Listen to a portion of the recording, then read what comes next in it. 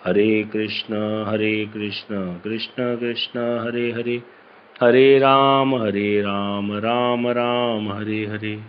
हरि बोल, हरे कृष्ण।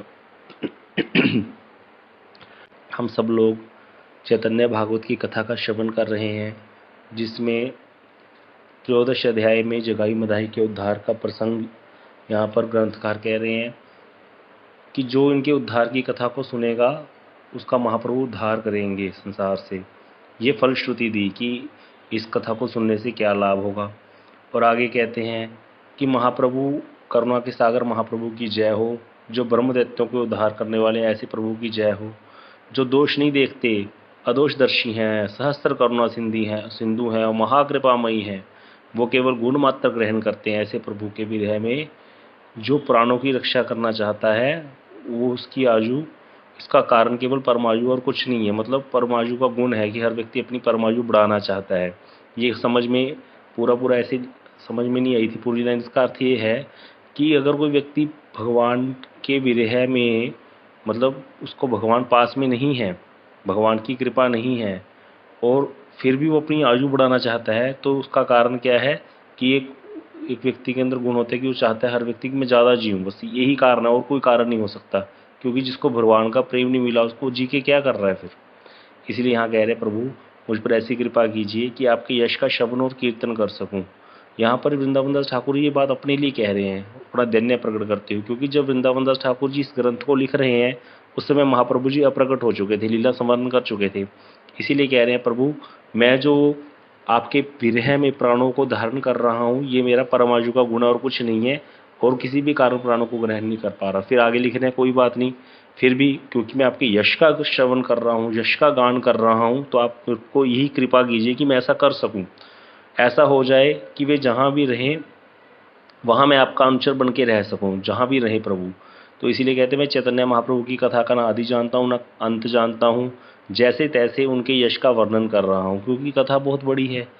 कल चैतन्य चरितामृत की कथा प्रभु जी से श्रवण कर रहे थे, वहाँ पर श्री ग्रंथकार कृष्णदास कविराज गोस्वामी जी लिख रहे हैं, अंत्य लीला चल रही है मठ में चैतन्य चरितामृत का 18वें अध्याय में ग्रंथकार लिख रहे हैं कृष्णदास कविराज गोस्वामी कि अगर महाप्रभु जी की एक लीला, एक दिन की लीला को भी श्री गणेश जी लिखना चाहें, गणेश जी मुख से बोलें और लिखना चाहें, तो पूरा कितने जन्म लग जाएंगे, लेकिन वो एक दिन की लीला भी नहीं लिख सकते। ऐसी है महाप्रभु जी की लीला। तो जो एक दिन की लीला गणेश जी लिख सकते, तो कहते मैं कहाँ से वर्णन कर सकता हूँ, मात्र दिग्दर्शन करा रहा हूँ। वहाँ पे कृष्णदास कविराज गोस्वामी भी ऐसे ही लिख रहे हैं। दिग्दर्शन किसको बोलते हैं? दिग्दर्शन बोलते हैं जैसे कोई छोटा सा बच्चा कहे मुझे चांद देखना है, मुझे चांद देखना है, तो ऐसे ही उसको क्या करते हैं, एक पतीले उसमें परात में पानी डाल करके चांद की परछाई दिखा करके देखते हैं, बोलते हैं देखो चांद आ गया परात में। तो क्या चांद परात में आ गया? नहीं, उसकी तो मात्र परछाई ही है। और या फिर जैसे किसी को दिखना हो, कोई आसमान में कोई सप्त ऋषि देखने हो, तो उसको कैसे दिखाया जाता है? जो व्यक्ति देख रहा होता है उसको पहले ना एक कुछ टावर दिखाता है कि पहले उस टावर की तरफ देखो, फिर वहाँ देखो, फिर वहाँ देखो, फिर उसके दाएं देखो, फिर बाएं देखो, ऐसे करके दिग्दर्शन कराता है, लेकिन वहाँ पर पहुँचा नहीं पाता, तो इसको बोलते हैं दिग्दर्शन कराना। तो इसीलिए यहाँ पर कह रहे हैं कि मैं तो मात्र दिग्दर्शन ही करा रहा हूँ।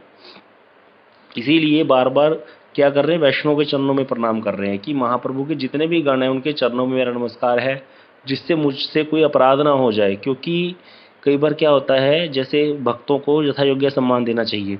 अगर पंगत लग रही है तो पहले सीनियर वैष्णव को परोसना होगा। अगर आरती कर ली तो आरती देने के समय से पहले सीनियर वैष्णव को आरती देनी पड़ेगी। इसी प्रकार ग्रंथकार कह रहे हैं कि कहीं मुझे महिमा गान करते समय किसी वैष्णव के चंदन में अपराध ना हो जाए, किसी वैष्णव जो कि सीनियर है उनकी महिमा पहले गानी चाहिए थी, तो वहाँ मैं ऐसी गलती ना कर जाऊँ, क्योंकि आवेश में है। इसीलिए बार बार चरणों में अपराध ना होने की क्षमा मांग रहे हैं।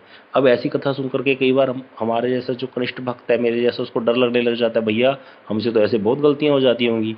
तो इसका समाधान प्रभु जी बताते हैं कि अगर हृदय में भक्ति की भावना है, अगर भक्ति की इच्छा रख करके कुछ गलती हो भी जाती है, कुछ कार्य कर रहे हो उसमें गलती भी हो जाती है, तो वो वैष्णव जानते हैं और ठाकुर जी भी जानते हैं, इसलिए उसमें अपराध नहीं बनता।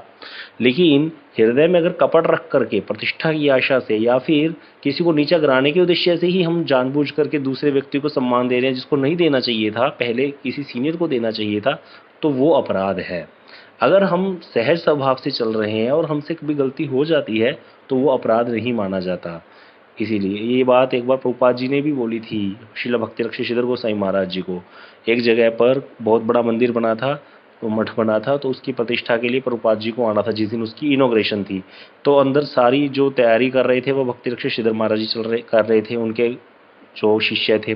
तो भक्तिरक्षक श्रीधर महाराज जी ने सारी तैयारी करते हुए, उस दिन इतना काम था, उन्होंने क्या होता है कि जैसे हमने प्रभुपाद जी मंदिर में जैसे आकर के विग्रहों की प्रतिष्ठा करेंगे, तो ये नहीं होता कि सारे कार्य प्रभुपाद जी करेंगे, मतलब गुरुदेव करेंगे। वो तो गुरुदेव से सिर्फ लास्ट में पुष्पमाला चढ़वा दी ठाकुर जी की या आरती करवा दी, इस तरह से उनका सम्मान होता है और उनके द्वारा माना जाता है कि प्रतिष्ठा होगी। बाकी सारी कार्य नीचे के सेवक करते होते हैं।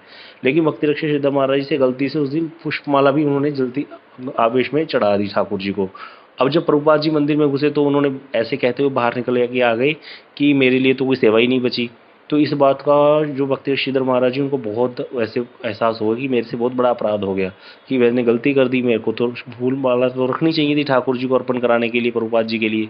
तो उन्होंने फिर उनको लेटर लिख करके क्षमा मांगी थी। तब प्रभुपाद जी ने उस लेटर का उत्तर दिया था कि सेवक से कभी भी अपराध नहीं होता। हाँ, कभी कभी कोई गलती हो जाती है, तो गलती तो हो सकती है, टू एयर इज ह्यूमन, मनुष्य गलतियों का पुतला है, लेकिन अपराध सेवक से कभी नहीं होता। तो इस बात को बहुत गूढ़ है ये बात उन्होंने जो कही कि सेवक से कभी अपराध नहीं होता। सेवक से गलती हो सकती है, गलती हम कर सकते हैं, कोई बड़ी बात नहीं है, और गलती क्षमा हो जाती है। वैष्णव क्षमा कर देते हैं गलती को, उसको स्वीकार कर लेने से, और वैसे भी दया के सागर होते हैं। लेकिन अपराध कब होता है? जब हम हृदय में कपट धारण करते हैं, जब हम किसी वैष्णव से द्वेष करते हैं, द्वेष पूर्वक जब हम कोई क्रिया करते हैं, कोई बहुत बड़ा आडंबर करते हैं या कुछ करते हैं, इस तरह से दिखाते हैं अपने आप को वैष्णव, तब अपराध माना जाएगा। तो इसीलिए हृदय में भक्ति रख करके करेंगे तो कोई अपराध नहीं है। और इस तरह से जैसे फिर भी यहाँ पर ग्रंथकार अपना दैन्य प्रकट करते हुए सबसे क्षमा याचना कर रहे हैं। लास्ट में लिख रहे हैं, श्री कृष्ण चैतन्य और नित्यानंद चांद जिनके जीवन है, वे वृंदावन दास उनके युगल चरणों में उनकी महिमा का गान करते हैं। यहाँ पर जो है वृंदावन दास ठाकुर जी इस अध्याय को समाप्त कर रहे हैं। यहाँ पर 13 अध्याय पूर्ण हुआ, और ऐसे करके ये अभी 14 अध्याय स्टार्ट होता है। यहाँ पर शुरू में सबकी जय बोल रहे हैं। स्वर्ण वर्ण श्री गौरांग सुंदर का शरीर प्रेम में डगमगा रहा है और वे अपूर्व नृत्य कर रहे हैं। क्या हो रहा है? अभी जगाई मधाई का उद्धार हुआ है, तो अभी वही लीला आगे चल रही है कि अभी महाप्रभु प्रेम में शरीर उनका डगमगा रहा है, नृत्य कर रहे हैं। कहते ब्रह्मा शिव आदि देवता जितने भी हैं वो सब नित्य प्रति आकर के महाप्रभु जी की सेवा करते थे, और प्रभु की आज्ञा के बिना कोई इस सेवा को देख नहीं सकता था। यद्यपि अलक्षित रूप से देवता नवद्वीप में आते हैं, भगवान की सेवा करते हैं, लेकिन जिस पर प्रभु कृपा करते हैं वही प्रभु के गण उनको देख पाते थे। परंतु वे सब पुनः पुनः आकर ठाकुर की निरंतर सेवा करते रहते थे। जितने भी देवता हैं वो आकर के बार बार नवद्वीप में लीला का दर्शन करते रहते थे प्रभु की, और सेवा करते रहते थे। एक्चुअली जितने भी देवता हैं, ब्रह्मादि देवता, शिवादि देवता, बड़े बड़े देवता जो हैं, ये आकर के सेवा करने आते हैं या क्यों आते हैं? सेवा तो एक बहाना है, वो चाहते हैं ठाकुर जी की लीलाओं का दर्शन करना, ऐसे तो दर्शन मिलेगा नहीं, तो इसीलिए सेवा के बहाने आ जाते हैं कि चलो कोई थोड़ा बहुत काम मिल जाएगा, शची मैया के घर में कुछ ठाकुर जी की आरती कर लेंगे, अर्घ्य पाद कुछ सेवा कर लेंगे, ठाकुर जी की षोडश उपचार से सेवा कर लेंगे, पंचोपचार से सेवा कर लेंगे। तो इस प्रकार से किसी न किसी बहाने से आते रहते हैं और लीलाओं का दर्शन करते रहते हैं।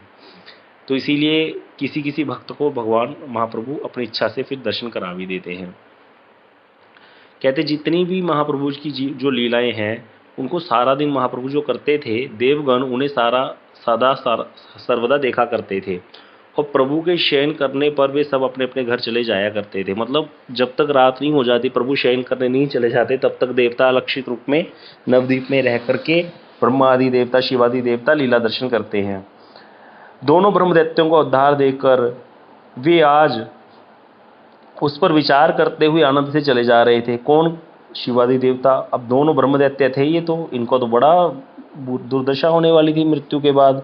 जीते जी तो नरक भोग ही रहे थे, अब मरने के बाद इनको और नरक यातना मिलनी थी, बहुत प्रकार के नरकों में जाना पड़ता। इतनी बड़ा चिट्ठा था इनका, तो भाई सब प्रकार के बुरे कर्म किए थे।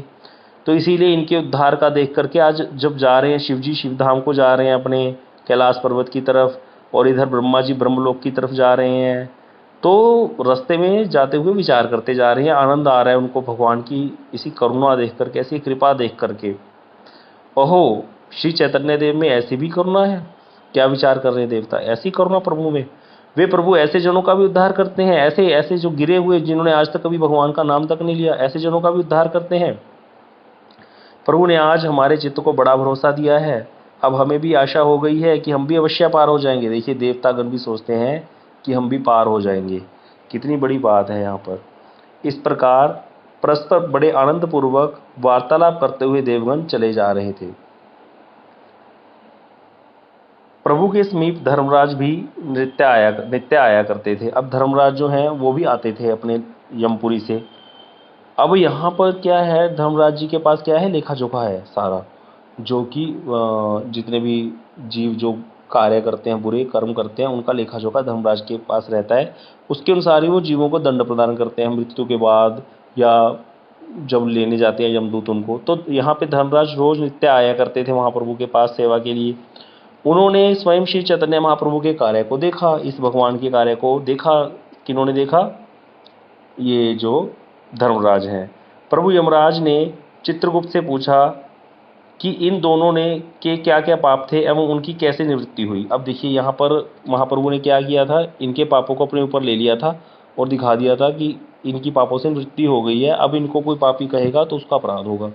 तो यहाँ पर धर्मराज जो है वो चित्रगुप्त से पूछते हैं, भैया इनके कौन कौन से अपराध थे जिनसे इनकी निवृत्ति हुई है, और इनकी निवृत्ति कैसे हुई, ये बताइए मुझे। तब जो है इस विषय में चित्रगुप्त कहते हैं कि हे धर्मराज सुनिए, इस विषय में निष्फल परिश्रम करने से क्या लाभ। कहते, अगर अब आप कह रहे हो कि इसका काम जो है, जो लेखा जोखा क्या था इनका वो बताओ, और फिर इनकी निवृत्ति कैसे हुई, समझते हो कैसे? जैसे मान लो किसी व्यक्ति ने इसी से कर्जा उधार लिया, तो उसका हो गया 5 लाख रुपए कर्जा। अब उसने कर्जा उतार दिया, तो कोई व्यक्ति पूछे इसका कर्जा कैसे चढ़ा था और इसने कर्जा कैसे उतारा, तो उसका एक सिस्टम होगा ना कि इसने ऐसे ऐसे ये काम किए थे, इस प्रकार से ये कर्जा लिया था, और उसने बाद में ये वाला काम किया, या उससे पैसे पकड़े, या उसको उससे मिले, तब उसने कर्जा उतार दिया। इस प्रकार धर्मराज भी कह रहे हैं कि इन्होंने पाप कैसे किए थे, कौन कौन से इनके पाप थे, और उन पापों से इनकी निवृत्ति कैसे हुई, वो सारा सिस्टम बताओ मुझे। तो वहाँ पर जो ये हैं चित्रगुप्त है, जो गुप्त रूप से चित्र लेते हैं सारा दिन, तो वो कहते हैं कि प्रभु इसमें निष्फल परिश्रम करना है, ये इसमें कुछ सिस्टम ही नहीं बन सकता। कहते इनके पापों को यदि 1 लाख मुनीम 1 महीने तक पढ़ें तो भी पढ़कर उन्हें समाप्त नहीं कर सकते। 1 लाख मुनीम 1 महीने तक पढ़े, कितने पाप होंगे? हर समय लगातार पढ़े 1 लाख मुनीम 1 महीने तक, तब भी इनके पाप समाप्त नहीं हो सकते। आप यदि लाख कानों से सुने तो ऐसे सुनने वाले एक आप ही होंगे। कहते लाख कान चाहिए सुनने के लिए भी, तो वो आप ही होंगे। इन दोनों के पापों का दूत निरंतर कहते रहते हैं पापों को बारे में इन्हें, जिन्हें लिखते लिखते मुनीम उत्पात समझते हैं। कहते जो जब ये पाप करते हैं तो ऊपर ड्यूटी लगी होती है कुछ लोगों की, जो पापों को बोलते हैं कि इस व्यक्ति ने ये पाप किया, और फिर नीचे मुनीम बैठा होता है जो उन पापों को लिखता है। तो कहते इतने पाप करते थे जो मुनीम थे वो लिखते लिखते थक जाते थे, उत्पात समझते थे। इन दोनों को पापों को दूत निरंतर कहते ही रहते थे, क्योंकि कभी तो पाप से निवृत्त होते नहीं थे। सारा दिन रात को भी सोते समय गाली गलौज करते थे, गलत प्रकार के आचरण करते थे, और क्या करते थे, मदिरा पान कर करके सोते थे। तो इसीलिए हर समय पाप आचरण था इनका। तो कहते हैं इनके पापों को दूत निरंतर कहते ही रहते थे, और इसके लिए दूतों को कितनी बार मार ही खानी पड़ती थी। क्यों मार खानी पड़ती थी? क्योंकि उनको भी तो बेचारों को नींद आती है, उनको भी तो थोड़ा रेस्ट लेना है अपना, लेकिन उनको हर समय पाप बोलने पड़ते थे इनके। दूत कहते हैं पाप तो ये दोनों करते हैं और लिखने का जिम्मा हमारे ऊपर है, तो हमें रास्ते में हमें क्यों मारते हो? उनको मार पड़ती थी। इन लिखने से, पापों को लिखने से जो है, इनके पापों को लिखने से कहते जो है दंड मिलता है, इसीलिए मुनीम को भी लिखना पड़ता है, क्योंकि तभी तो हिसाब बनेगा।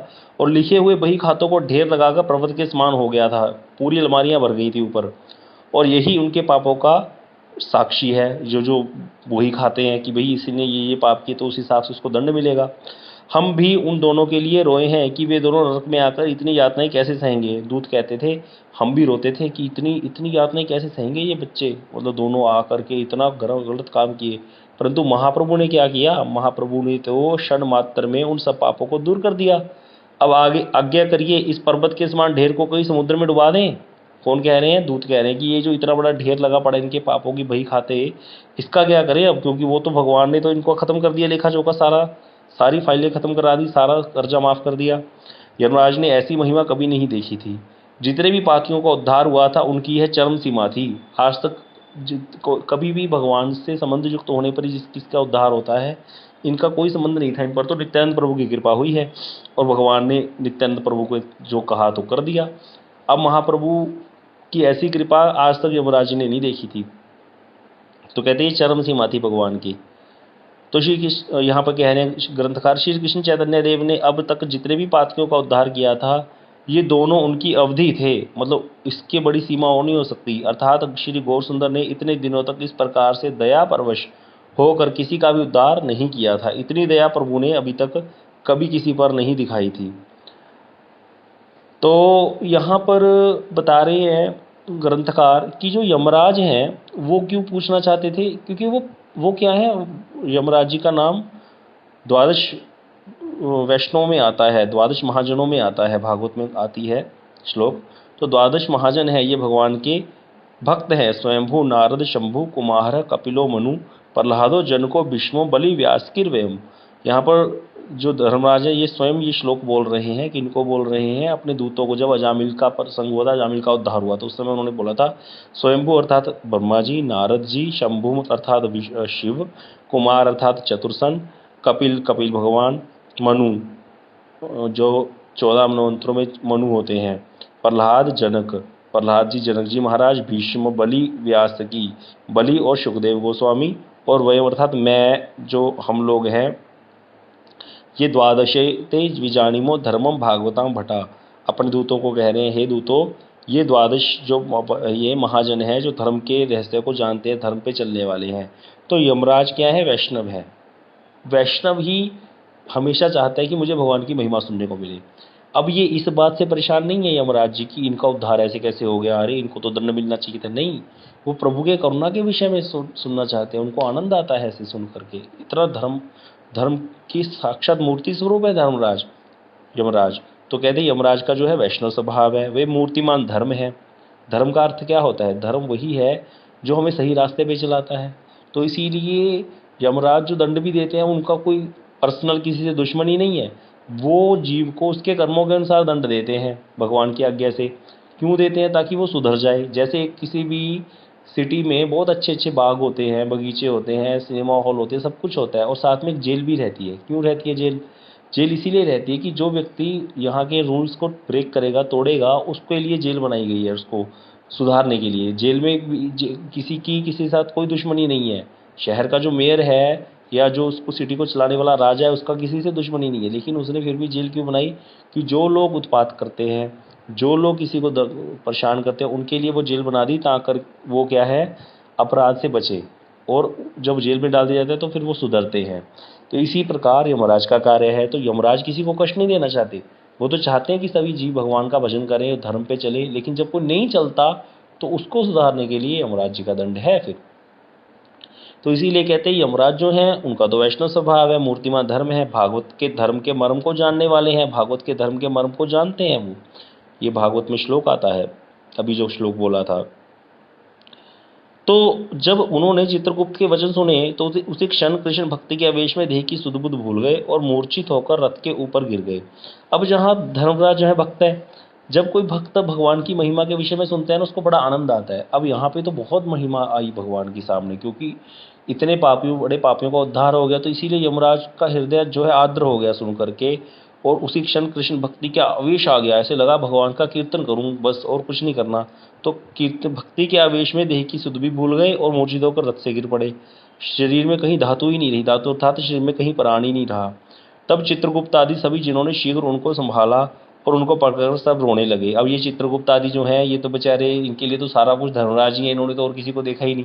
तो ये तो कहते हमारे राजा ही चले गए, बताओ क्या करेंगे। तो रोने लग गए। अपने अपने रथ पर बैठे हुए सब देवता प्रभु की लीला कीर्तन करते हुए चले जा रहे थे। अब क्या था, सारे देवता तो जा रहे हैं अपने अपने रथ पर बैठ करके प्रभु की लीला का कीर्तन करते हुए, भगवान का यश गाते हुए। लेकिन यमराज जी का जो रथ है वो गणों के कारण जो है शोकाकुल हो गया और वही रह गया। मतलब क्योंकि यमराज जो है वो गिर गए हैं, मूर्छित हो गए हैं। दोनों ब्रह्म असुरों का उद्धार देखकर प्रभु के उन्हीं गुण कर्मों को गाते हुए सब देवता जा रहे थे। सारे देवता प्रभु का गुणगान गाते हुए जा रहे थे। जगाई मदाई के उद्धार करने वाले की जय हो। शिव ब्रह्मा शेष देवगण जितने भी थे, नारद आदि सभी दोनों असुरों की मोचन लीला का गान कर रहे थे। किस प्रकार से ऐसे असुरों का मोचन हो गया। कीर्तन के आनंद में कोई कोई तो अपने आप को भी भूल गया एवं कोई कोई प्रभु की अद्भुत करना को देखकर क्रंदन करने लगा। कोई कोई तो अपने आप को ही भूल गया, इतना उसको आनंद हुआ, और कोई कोई प्रभु की करुणा देखकर क्रंदन करने लगा, रोने लगा।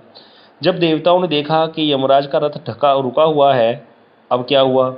देवताओं ने देखा भी सब रथ जा रहे हैं, इसकी यमराज जी के रथ से रोने की आवाज़ें आ रही हैं, क्योंकि वहाँ चित्रगुप्त आदि सब गण बैठ करके रो रहे थे। तब सभी देवता अपने अपने रथों को यमराज जी के रथ के पास ले आए, और वहाँ आकर शेष जी, ब्रह्मा जी, शिव और नारद आदि ऋषियों ने देखा कि यमराज तो रथ पर अचेत पड़े हैं, और इसका कारण न जानने के से वो बड़े विस्मित हुए कि यमराज जी को क्या हुआ। गए थे ये लोग तो मरते नहीं कभी, है ना, तो ये इनको क्या हो गया। तब चित्रगुप्त ने सारे कारण बताए, सब कारण की हमसे पूछा था कि लेखा जोखा बताओ और इनका उद्धार कैसे हुआ वो सारा। तो हमने कहा कि इसमें क्या प्रयास करना। फिर दूतों ने बताना शुरू कर दिया, प्रभु इसके जो इनके इतने जो पापों का ढेर लगा हुआ, इसको क्या करें, इसको जला दें, समुद्र में फेंके। तो ऐसी प्रभु की करुणा देख करके यमराज जो है वो मूर्छित हो गए। तो इनमें कृष्ण भक्ति का आवेश हुआ है। ऐसा जानकर सारे जो ब्रह्मादि देवता हैं सबने मिलकर के क्या किया, कानों में यमराज जी के कृष्ण कीर्तन करना शुरू कर दिया। हरे कृष्ण कृष्ण कृष्ण हरे हरे, हरे राम राम राम हरे हरे। इस प्रकार कीर्तन शुरू कर दिया। बड़े सुंदर आवेश में ब्रह्मादि शिवादि देवताओं ने कीर्तन को सुनकर के यमराज जी उठ के बैठ गए। चेतनता लौट आने पर वे महामत्त होकर के नाचने लगे। अब यहाँ पर जैसे ही उठे नाचने लग गए। अब सूर्यनंदन यमराज, सूर्य के पुत्र हैं यमराज, और सूर्य की पुत्री है यमुना जी। तो सूर्य पुत्र जो है यमराज जी कृष्ण के आवेश में नाच रहे थे, कृष्ण भक्ति के आवेश में। उससे देवताओं के संकीर्तन में परमानंद का उदय हो गया। किसी ने आज तक यमराज जी को तो ऐसे नाचते नहीं देखा था, उनको तो बड़ा गंभीर देखा था। इनका तो दंड भी ऐसे हमेशा हाथ में, पता नहीं कौन सा एक अस्त्र होता है जो यमराज जी के हाथ में रहता है, काले ऐसे कोई अस्त्र होता है बड़ा भयंकर, जिसको देख करके ही डर लगता है। तो इसीलिए यहाँ पर यमराज जी तो संकीर्तन में आनंद लेने ऐसा देख रहा, तो पहली बार देखा देवताओं ने, उसको तो बड़ा ही आनंद हो गया देवताओं के लिए। तो अब यमराज को नृत्य करते देखकर सारे देवता भी नाचने लगे, और नारद आदि के साथ ब्रह्मा और शिव भी नाचने लगे। देवताओं के नृत्य को सावधान होकर सुनो, यह अत्यंत गुह्य है, इसको वेद व्यक्त करने वाले हैं। यहाँ पर ग्रंथकार कह रहे हैं भैया आज तक ऐसी कथा ना देखी ना सुनी, इसीलिए भैया इस कथा को ध्यान से सुनना कि जो देवताओं का नृत्य हो रहा है वो भी प्रभु के कीर्तन में। आज तक तो यही देखा था, देवता भगवान के पास गए, प्रभु पाही माम, इस असुर ने आकर आक्रमण कर दिया, वो असुर बैठ करके तपस्या कर रहा है, स्वर्ग पे राज्य करना चाहता है, उससे हमारी रक्षा करो, उसको वरदान मत देना। इस प्रकार की बातें ही देखी हैं सुनी हैं, कभी ऐसे तो सुना नहीं भगवान के भक्ति के आवेश में देवता भी नृत्य कर रहे हैं, ब्रह्मादि देवता शिवादि देवता भी नृत्य कर रहे हैं, आनंद में मगन हो रहे हैं, और यमराज जैसे देवता भी आनंद में मगन हो रहे हैं। तो इसीलिए कह रहे हैं कि इस लीला को ध्यान से सुनिए। ये जो वेद गुह्य है, वेद व्यक्त करने वाले हैं, इसको बहुत गुह्य है, अर्थात बहुत छुपी हुई बात है। तो कहते हैं जितनी भी लज्जा है, सारा संकोच, एक व्यक्ति जो बहुत बड़ी पोजीशन पे होता है उसकी एक गंभीरता रखनी पड़ती है उसको, उसका स्वभाव बड़ा गंभीर होने लगता है वो, क्यों, क्योंकि उसकी पोजीशन के कारण। लेकिन अगर वही व्यक्ति गंभीर स्वभाव वाला एकदम से नाचने लग जाए, पानी में जाकर के जल छींटे मारने लग जाए, तो किसी को कैसे लगेगा। इसी प्रकार धर्मराज जी ने किया, यमराज जी ने क्या किया, लज्जा संकोच छोड़ करके नाचना शुरू कर दिया। कृष्णावेश में अपने आप को भूल गए हैं बिल्कुल। श्री चैतन्य देव का स्मरण करते हुए वे कहते हैं, आप अति धन्य हैं, आपके पतित पावन वेश को धन्य है। तो महाप्रभु की ऐसे महिमा गान कर रहे हैं। यमराज महान प्रेमावेश में कभी हुंकार करते हैं, कभी गरजते हैं, और उनका शरीर पुलकित हो रहा है, अष्ट सात्विक भाव आ रहे हैं उनके शरीर में, और उनके भावों का अंत ही नहीं हो रहा। श्री गौरांग का महाप्रभु जी का स्मरण करके यमराज विह्वल होने लगे और बहुत रोने लगे। यमराज जी के जितने गुण हैं वे सभी उनके ऐसे प्रेम को देखकर आनंद में, उनके मतलब जितने भी यमराज जी के गण थे ना, था जो चित्रगुप्त हैं या जो जितने दूत हैं, इनके कई गण हैं यमराज जी के, वो सारे यमराज जी के ऐसे प्रेम को देखकर वो भी भूमि पर लोटपोट होने लग गए। महाभाग्यवान चित्रगुप्त का कृष्ण में बड़ा ही अनुराग है। बोले चित्रगुप्त जी भी कृष्ण भक्त हैं, ताल ठोक ठोक कर उछलते हैं, फिर गिरते हैं, ऐसे गिरते हैं ना वो, हरि बोल बोल करके ऐसे गिर रहे हैं, नाच रहे हैं। और शंकर जी ने क्या किया, शरीर पर छोटा सा एक बांध रखा था मृगशाला, उसको भी निकाल के फेंक दिया। पागल हो गए, मस्ती में नाचने लग गए, दिगंबर होकर के नाचने लग गए। कृष्ण के आवेश में सर पे चढ़ गया कृष्ण जी का आवेश भगवान की भक्ति का। श्री कृष्ण के आवेश, कृष्ण भक्ति के आवेश में शरीर पर वस्त्र है कि नहीं है, इसकी भी सुध शंकर जी को नहीं है। वैष्णव में क्या है, अग्रगण्य है शंकर जी। और तारक राम नाम कहकर जगत को धन्य कर रहे हैं। राम नाम देख जो काशी में शरीर प्राण त्याग करता है, ये लिखा हुआ है ग्रंथों में, शंकर जी सबको मुक्ति दे देते हैं। बोले मुक्ति ऐसे कैसे देंगे, शंकर जी के पास तो मुक्ति नहीं है। मुक्ति ददाति इति मुकुंद, बोले कैसे देते हैं फिर, लिखा हो तो ये कि शंकर जी मुक्ति देते हैं। बोले मुक्ति देते हैं शंकर जी, कान में राम नाम प्रदान कर देते हैं। जब कोई शीत छोड़ने वाला था काशी में तो उसके कान में राम नाम प्रदान कर देते हैं। तो इसीलिए तारक राम नाम कहकर जगत को धन्य कर रहे हैं। अपने प्रभु की महिमा देखकर शिव जी आनंद में नाच रहे हैं और जटाओं को भी नहीं बांध पा रहे हैं। कार्तिकेय और गणेश भी महेश जी के पीछे पीछे प्रभु की असीम कृपा का स्मरण करके नाच रहे हैं। जितने भी शिव जी के पुत्र कार्तिकेय, गणेश जी महाराज सभी नृत्य करने लगे, सभी प्रभु के आनंद में नाचने लगे। भक्ति ही जिनका प्राण धन है, वे ब्रह्मा जी अपने परिवार सहित नाच रहे हैं। और ब्रह्मा जी के पीछे, ब्रह्मा जी का परिवार कुछ छोटा है, सारा परिवार तो ब्रह्मा जी का है। ब्रह्मा जी के पीछे कश्यप, कर्दम, दक्ष, मनु, भृगु आदि महान मुख्य जन भी नाच रहे हैं। सभी महाभागवत हैं, कृष्ण रस में महामत्त हैं, सभी आनंद ले रहे हैं महाप्रभु जी की लीला में। सब भक्ति की शिक्षा देते हैं। वे ब्रह्मा जी को घेरे हुए हैं, प्रभु की करुणा का स्मरण करके रोते हुए दीर्घ श्वास त्याग कर रहे हैं, लंबे लंबे श्वास छोड़ रहे हैं प्रभु की करुणा देख करके। ब्रह्मा जी के पीछे देवऋषि नारद भी नाच रहे हैं, उनके नेत्रों से प्रेम के अश्रु बह रहे हैं और वे प्रभु के यश की सीमा पाकर आनंद में विह्वल हो रहे हैं। देवऋषि नारद को बड़ा ही आनंद हो रहा है। और देवऋषि नारद क्या बजाते हैं, हर समय वीणा बजाते हैं, श्रीमन नारायण नारायण का जप करते हैं। तो लेकिन आज कहते हैं वीणा कहाँ गिर गई, कोई सुधबुद्धि ही नहीं है, नृत्य करते हुए आनंद में मगन हो रहे हैं। श्री चैतन्य देव के प्रिय भृत्य श्री सुखदेव गोस्वामी भी नाच रहे हैं। श्री सुखदेव भक्ति की महिमा को जानते हैं। वे जगाई मगाई का नाम लेकर धूल में लोटपोट हो रहे हैं और बहु प्रकार से दंडोत प्रणाम कर रहे हैं। महावीर वज्रधारी देवराज इंद्र भी नाच रहे हैं और अपने को धिक्कार दे रहे हैं। क्यों क्यों धिक्कार दे रहे हैं, धिक्कार इसीलिए दे रहे हैं क्योंकि ब्रह्मा जो ये इंद्रादि देवता है, सारा दिन इनको अपने स्वर्ग की ही चिंता रहती है, इसीलिए वो अपने आप को धिक्कार दे रहे हैं कि मैं भक्ति छोड़ करके इन प्रकार के भोगों में फंसा हुआ हूँ, तो इसीलिए धिक्कार दे रहे हैं। लेकिन उनको क्या था, उनको गौतम ऋषि ने श्राप दिया था। इन्होंने गौतम ऋषि की पत्नी अहल्या का सतीत्व भंग कर दिया था, तो इसीलिए गौतम ऋषि ने कहा था तुम्हें योनि से इतना प्यार है, तुम्हारे शरीर पर योनि ही योनि हो जाए, सहस्त्र योनि हो जाओ तुम। अब इंद्र के शरीर पर सहस्त्र योनि हो गई है। अब सहस्त्र योनि होने से क्या हो गया, बाद में आके ब्रह्मा जी ने कहा कि इसकी सहस्त्र योनि की जगह सहस्त्र नेत्र बन जाएंगे, कि ऐसे तो इंद्र कहीं सभा में जाएगा तो उसकी तो बड़ा ही हंसी होगी। इंद्र ने जब क्षमा मांगी तो फिर ब्रह्मा जी ने कहा कि सहस्त्र योनि की जगह सहस्त्र नेत्र हो जाए। तो इंद्र के शरीर में सहस्त्र नेत्र हैं, 1000 नेत्र हैं। तो कहते हैं आज उनके उन सहस्त्र नेत्रों से अश्रु धाराएं बह रही हैं। और आज वो जो ब्रह्म श्राप उनको गौतम ऋषि ने दिया था वो सफल हो गया।